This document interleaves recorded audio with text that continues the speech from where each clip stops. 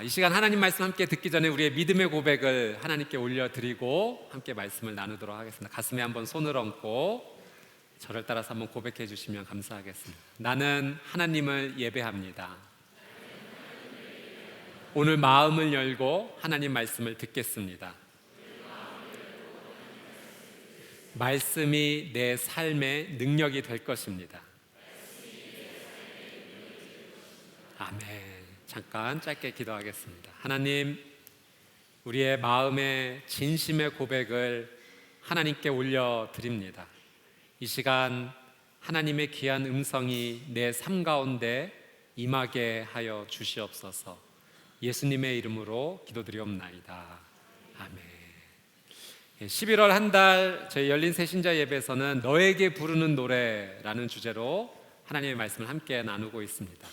사랑하는 사람에게 사랑의 노래를 불러주고 싶습니다. 하나님께서 우리를 정말 사랑하시죠. 그래서 우리 각 사람에게, 여기 앉아있는 여러분에게 하나님께서 사랑의 노래를 불러주십니다. 오늘 하나님께서 여러분에게 불러주시는 노래의 제목은 평안을 너에게 주노라입니다. 이 말씀을 통해서 하나님께서 우리의 삶 가운데 놀라운 은혜 주실 줄 믿습니다. 예전에 이런 한번 조사를 해본 적이 있답니다. 어느 직업이 가장 장수할까, 건강하게 오래 살까.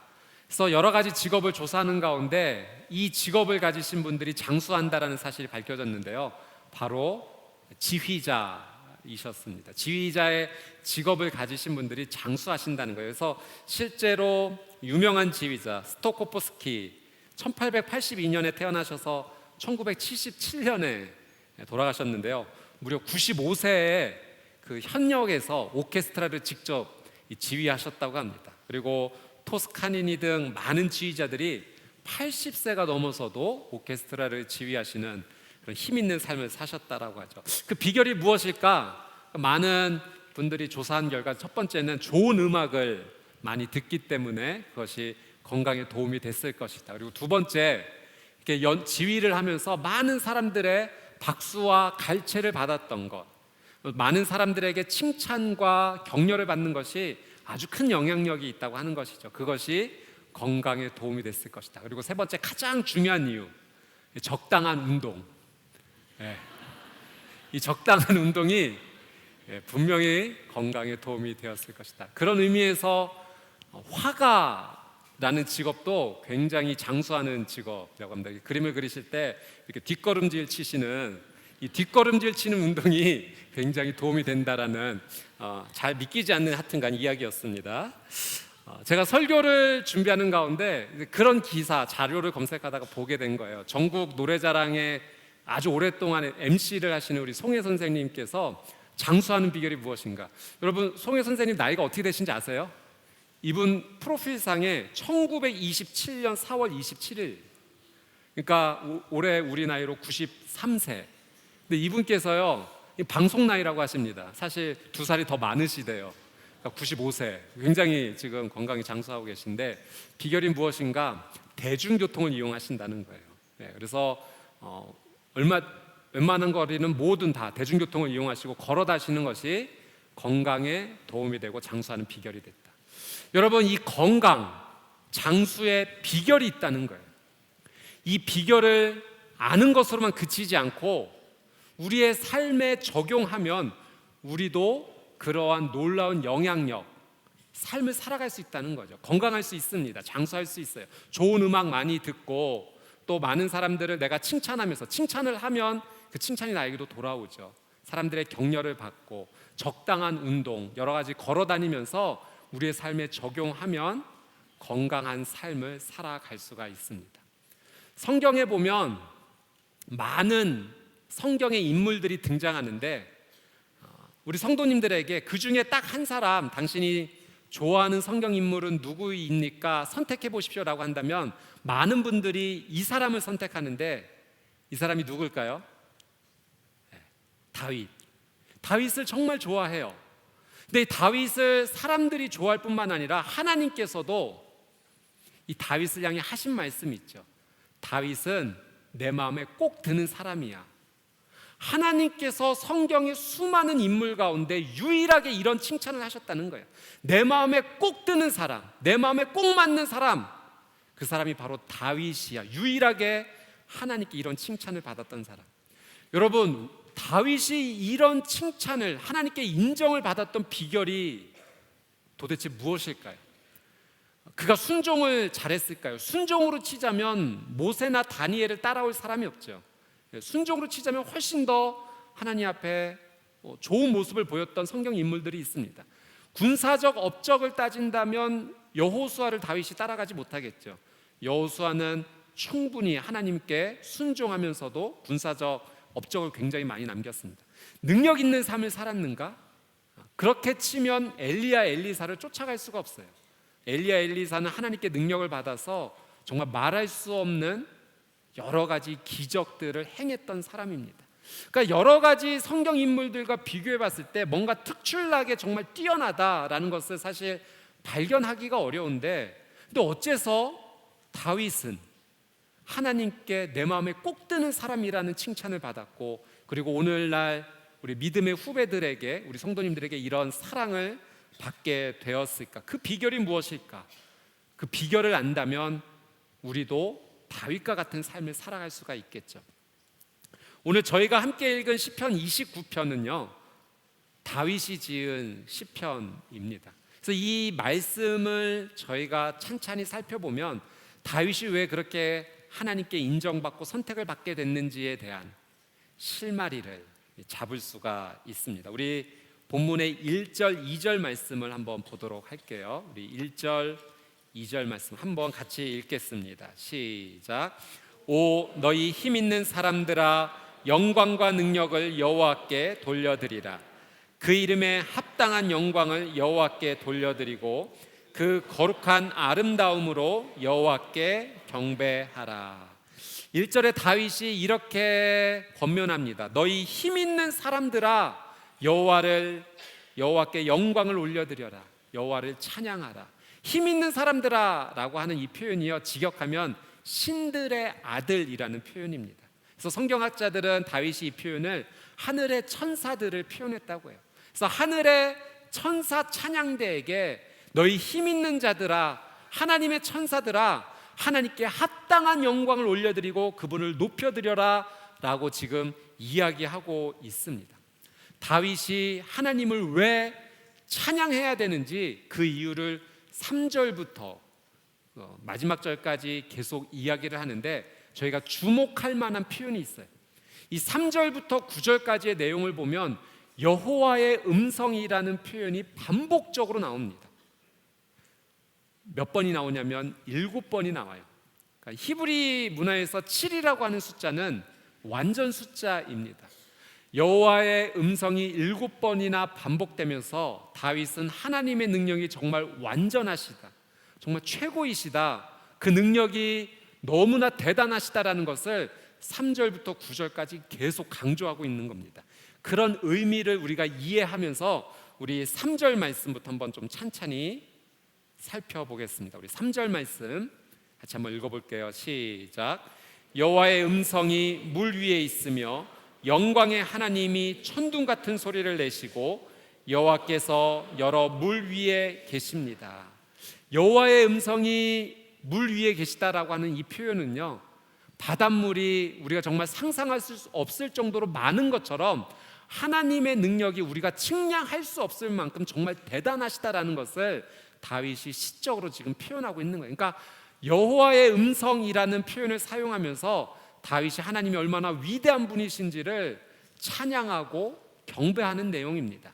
우리 4절 5절도 한번 같이 읽어볼게요. 4절 5절 시작. 힘이 있고 여호와의 음성은 위엄이 가득합니다. 여호와의 음성은 백향목을 부러뜨리며 여호와께서 레바논의 백향목을 산산조각 내십니다.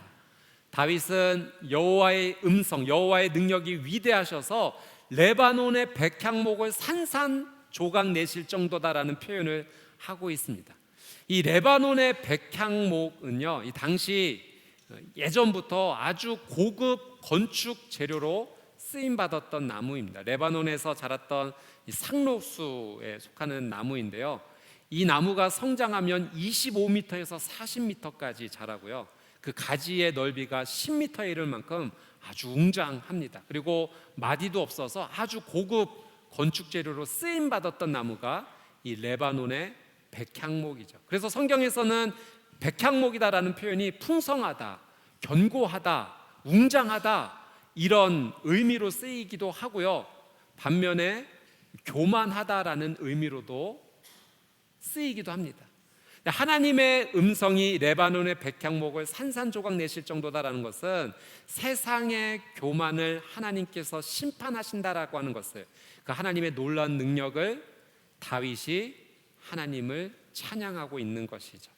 자, 우리 6절, 7절, 8절도 같이 한번 읽어보겠습니다. 6절, 7절, 8절 시작.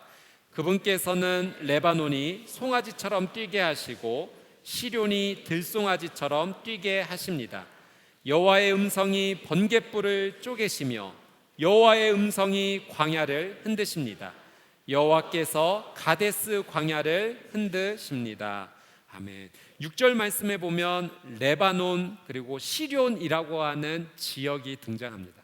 이 레바논은요, 지금 레바논 산맥을 의미합니다. 그 팔레스타인 지역의 최북단에 있었던 웅장한 산맥을 지금 다윗이 이야기하고요. 그 옆에 시료는 레바논 산맥의 맞은편 동쪽에 있는 헤르몬 산이라고 하는 산을 말하고 있는 거예요. 이 두 산은 인간적으로 볼 때 정말 자웅을 가릴 수 없을 정도로 웅장하고 큰 산을 의미합니다. 근데 다윗이 이 두 산을 어떻게 표현하냐면 송아지와 들송아지 같다라고 표현하고 있어요. 이 송아지는요, 정말 너무 쉽게 깜짝 놀라는 새끼 동물이죠. 그러니까 하나님께서 보실 때는, 우리 인간적으로 볼 때는 굉장히 웅장하고 위대해 보이는 것도 하나님 앞에서는 지금 송아지 같다. 그만큼 여호와의 능력이 위대하시다라는 것을 다윗이 이렇게 표현하고 있어요. 8절 말씀에 가데스 광야라는 표현도 납니다. 이 가데스 광야는 지리적 위치적으로 최남단에 있는 사막이에요. 광야예요. 그러니까 다윗은 최북단과 최남단까지 이르르면서, 그러니까 자신이 표현할 수 있는 팔레스타인 전 지역을 지금 표현하면서 여호와의 음성이 가득하고 그 모든 것을 흔들어 버리신다. 대단하시다. 그러니까 다윗의 입장에서는 온 세상, 온 우주에 하나님의 능력이 위대하시고 가득 차 있다라는 것을 지금 시적으로 이렇게 표현하고 있는 거예요. 하나님께서 얼마나 위대한 분이신가를 말하고 있는 거죠. 자, 9절 말씀 마지막으로 한번 보도록 할게요. 9절 말씀 같이 읽겠습니다. 시작. 여호와의 음성은 암사슴이 새끼를 낳게 하시고 숲이 벌겋게 드러나게 하십니다. 그분의 성전에서는 모두가 영광을 외칩니다. 위대하신 하나님 앞에 피조물은 얼마나 연약한 존재인지를, 암사슴이 새끼를 얼른 낳을 수밖에 없고 그분의 위엄 앞에서는 온 숲이 발갛게 드러날 정도로 하나님의 위대하심은 피조물 앞에서 너무나 대단하다라는 것을 다윗이 계속 이야기하고 있습니다. 여러분, 이 3절부터 9절까지 내용을 천천히 한번 읽게 되면요, 다윗이 하나님 앞에서 이렇게 서 있는 모습을 우리가 상상할 수 있어요. 하나님 정말 대단하세요. 야, 우리 하나님 정말 멋지세요. 위대하세요. 어쩜 우리 하나님 이렇게 훌륭한 분이세요? 다윗이 감탄하고 있는 모습을 보게 돼요. 하나님 앞에서 거짓이 아니라 진심으로 그의 온 마음을 다해서 하나님 앞에 정말 그의 하나님을 찬양하는 마음을 아름답게 올려드리는 것을 발견하게 됩니다. 근데 여러분, 다윗이 이 시편 29편에서만 하나님을 찬양하고 있는 건 아니라는 거예요. 이 시편이라는 성경이 모두 150편으로 되어 있습니다. 근데 그 중에 다윗이 몇 편을 지었게요? 73편. 그러니까 절반이 가까운 그 숫자를 다윗이 지은 거예요. 그래서 그 다윗이 지은 시편의 내용들을 살펴보면 하나님이 어떤 분이신지를 다윗이 정말 여러 가지 표현을 통해서 찬양하고 높여드리고 감탄에 감탄을 하는 모습을 찾아볼 수가 있습니다. 몇 가지 말씀만 한번 좀 찾아보면요, 시편 23편 1절, 우리가 너무 잘 아는 말씀이죠. 같이 한번 읽어볼까요? 시작. 여호와는 나의 목자이시니 내가 부족함이 없으리로다. 하나님이 얼마나 좋은 분이신지, 여호와는 나의 목자이시니라고 다윗이 이야기했어요. 시편 8편 1절도 한번 같이 읽어볼게요. 시편 8편 1절 시작. 여호와 우리 주여, 주의 이름이 온 땅에 어찌 그리 아름다운지요, 주의 영광이 하늘을 덮었나이다. 다윗이 온 자연을 바라보면서 하나님의 영광이 가득하다는 것을 아주 멋지게 표현하고 있어요. 시편 18편 1절 2절 말씀, 다윗이 하나님을 어떻게 고백하는지 우리 다윗의 마음으로 한번 같이 읽어보도록 하겠습니다. 시작. 나의 힘이신 여호와여, 내가 주를 사랑하나이다.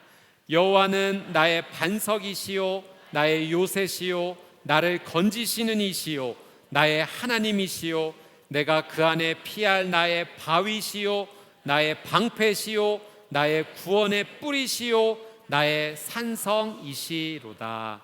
아멘. 여러분, 이것이 다윗의 비결이었어요.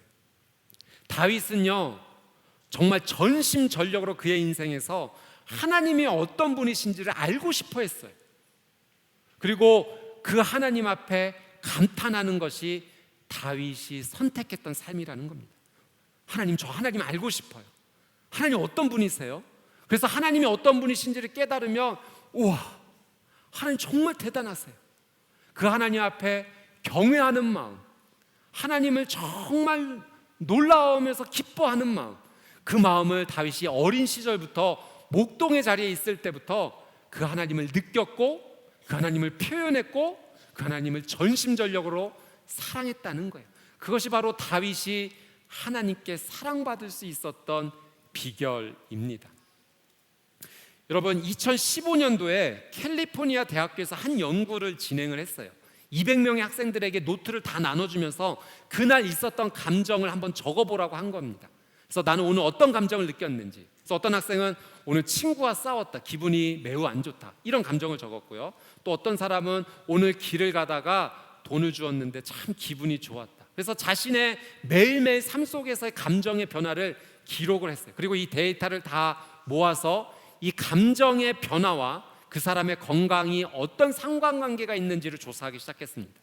이 조사하는 결과 가운데 아주 특이한 한 가지 점을 발견했는데, 이러한 감정이 자주 나타나는 사람일수록 심리적으로 불안하지 않고, 이런 감정이 자주 나타나는 사람일수록 체내 염증 수치가 낮다라는 것을 발견하게 됩니다. 그러니까 이런 감정이 나타날수록 건강하다는 거예요. 마음적으로, 심적으로, 육적으로 건강한 삶을 살게 된다는 걸 발견하게 됐는데, 이 감정이 어떤 감정이냐? 바로 경외감이라는 감정이에요.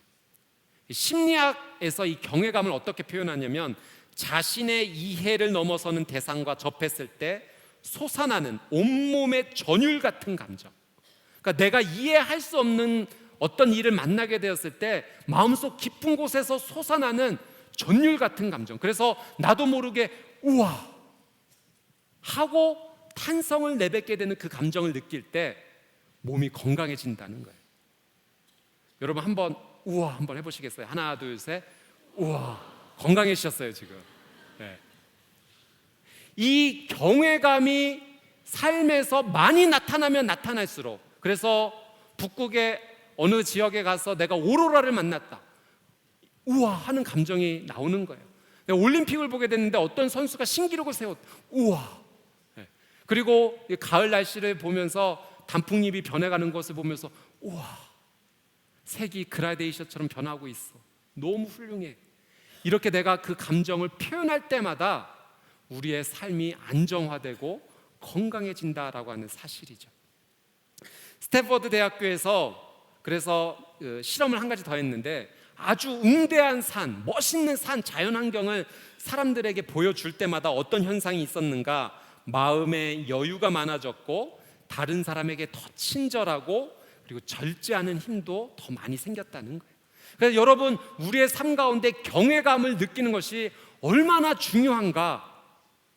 이것이 오늘 우리가 생각해 봐야 될 아주 중요한 포인트입니다. 다윗이 그런 삶을 산 거예요. 그가 목동에 있을 때부터 하나님 정말 멋지세요. 와, 우리 하나님 대단하세요. 우리 하나님 너무 위대하세요. 이것이 다윗이 하나님 앞에 고백했던 매일의 삶이었던 거예요. 그 하나님을 경외하는 다윗의 모습을 보시고 하나님께서는 내 마음에 꼭 드는 사람, 내 마음에 합한 사람, 하나님께서 다윗을 선택하셔서 하나님의 위대한 역사 가운데 인도하셨다라고 하는 사실입니다. 저는 여러분의 삶이 이 다윗의 영적 비결이 적용되시기를 주님의 이름으로 축복합니다.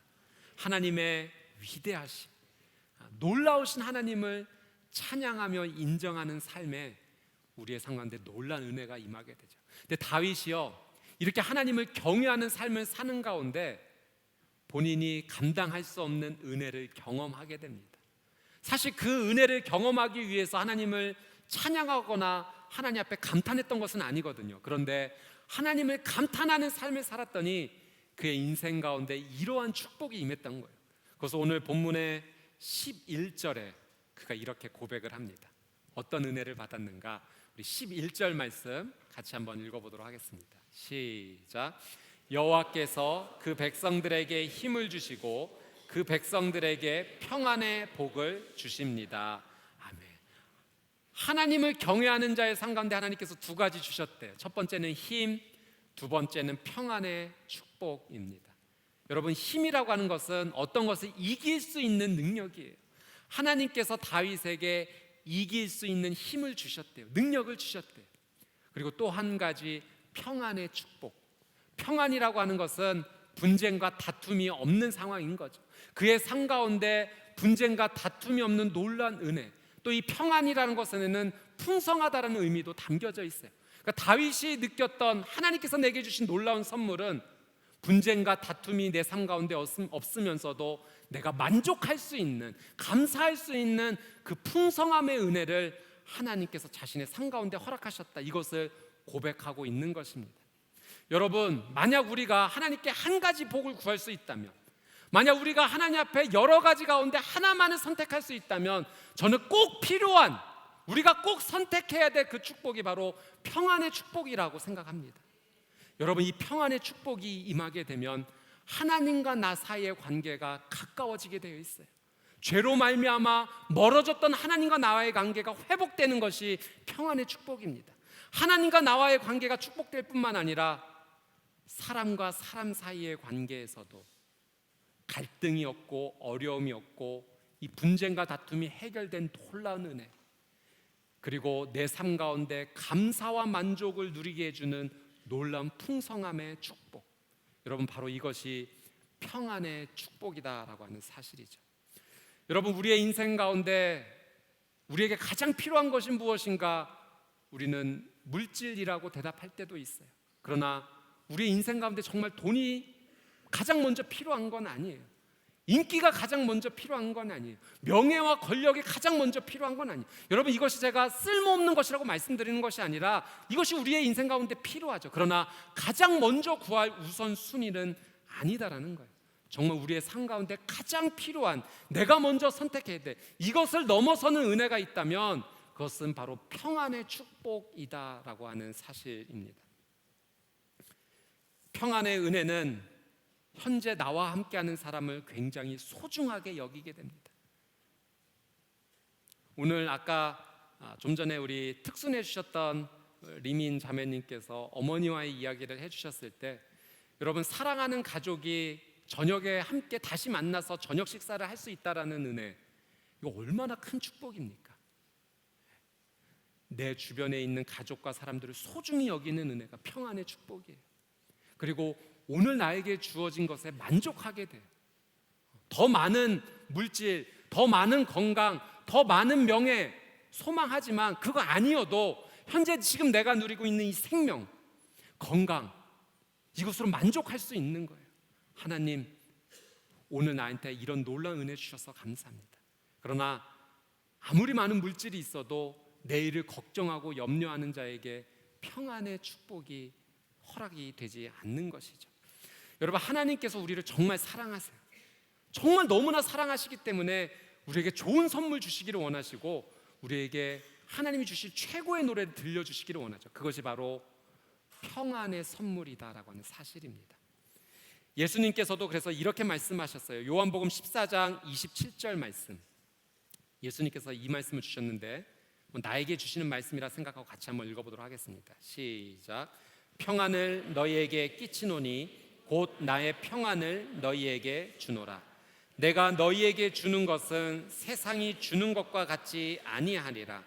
너희는 마음에 근심하지도 말고 두려워하지도 말라. 아멘.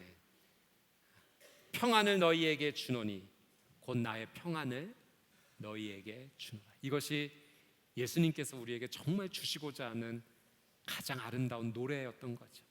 예수님께서 우리를 위해 십자가에서 죽으시고 다시 3일 만에 부활하셔서 제자들에게 나타나셨을 때 하셨던 첫 번째 말씀이 뭔지 아세요? 여러분, 예수님이 부활하시고 가장 사랑하는 제자들에게 나타나셔 주셨던 첫 번째 말씀이 무엇일까요? 너무 궁금하지 않으세요? 뭐라고 하셨을까? 요한복음 20장 19절에서 21절 말씀 같이 읽겠습니다. 시작. 그날 곧 그 주간의 첫날 저녁에 제자들은 유대 사람들을 두려워해 문들을 걸어 잠그고 모여 있었습니다. 그때 예수께서 오셔서 그들 가운데 서서 말씀하셨습니다.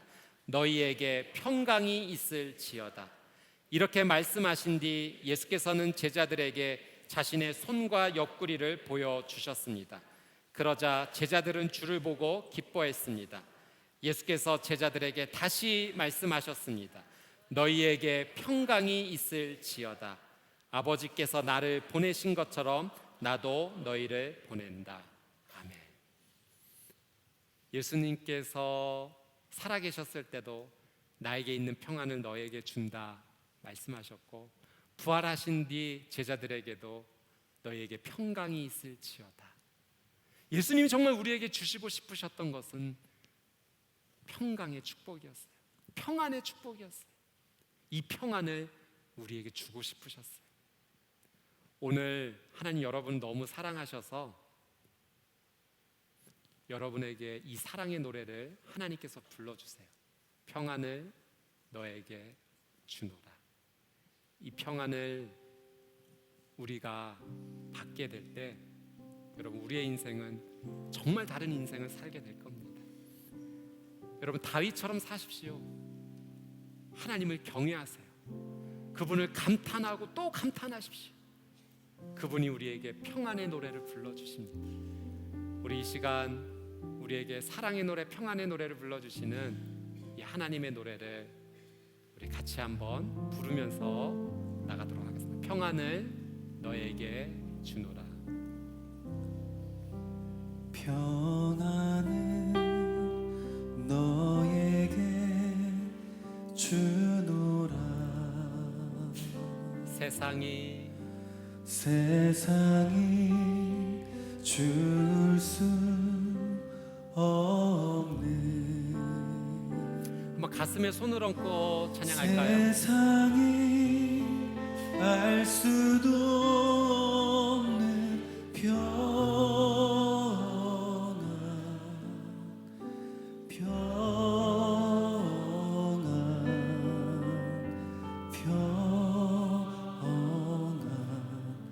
평안을 내게 주노라. 눈을 감고 한 번 더 찬양하겠습니다. 평안을 너에게 주노라. 평안을 너에게 주노라. 하나님께서 여러분에게 주시는 사랑의 노래입니다. 세상이 줄 수 없는, 세상이 알 수도 없는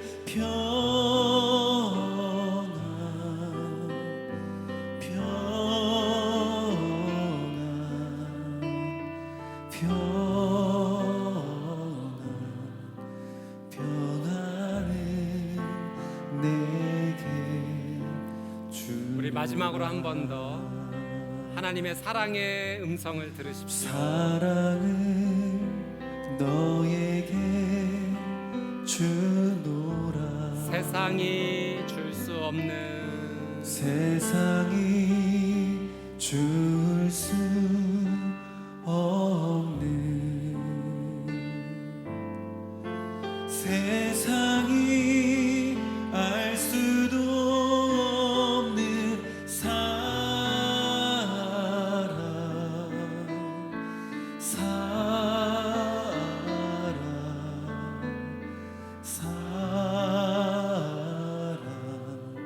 사랑을 내게 주노라. 사랑하는 주님, 이 시간 가슴에 이렇게 손을 얹고 하나님께서 내게 불러주시는 사랑의 노래를 듣습니다. 평안을 너에게 주노라. 주님, 내게 평안이 필요합니다. 근심과 걱정과 두려움 앞에 벌벌 떨고 있는 내 인생 가운데 평안의 은혜가 필요합니다. 무서워서 한 발자국도 나아가지 못하는 내 인생 가운데 하나님의 사랑이 필요합니다. 얼음장처럼 차가워진 내 마음 가운데 따뜻한 하나님의 위로의 손길이 필요합니다. 주님, 나를 안아주십시오. 나를 위로하여 주십시오. 힘들고 어려운 상황 가운데 다윗처럼 살기 원합니다. 하나님을 주목하고 바라보며 그 하나님 감탄하고 또 감탄하기 원합니다. 하나님 정말 위대하세요. 하나님 정말 멋지세요. 하나님을 경외하는 이 믿음의 고백 가운데 주님의 사랑의 노래와 함께 다시 차가운 땅을 뚫고 나오는 새싹처럼 다시 힘있게 솟아나는 열매 맺는 인생 되게 하여 주시옵소서. 하나님의 귀한 우리 성도님들 한 분 한 분의 인생을 주님 만져주시옵시고 그 고통과 어려움의 자리에서 다시 회복할 수 있도록 하나님 함께하여 주시옵소서. 주님을 찬양합니다. 위대하신 주님을 높입니다. 감사드리며 예수 그리스도의 이름으로 기도드리옵나이다. 아멘.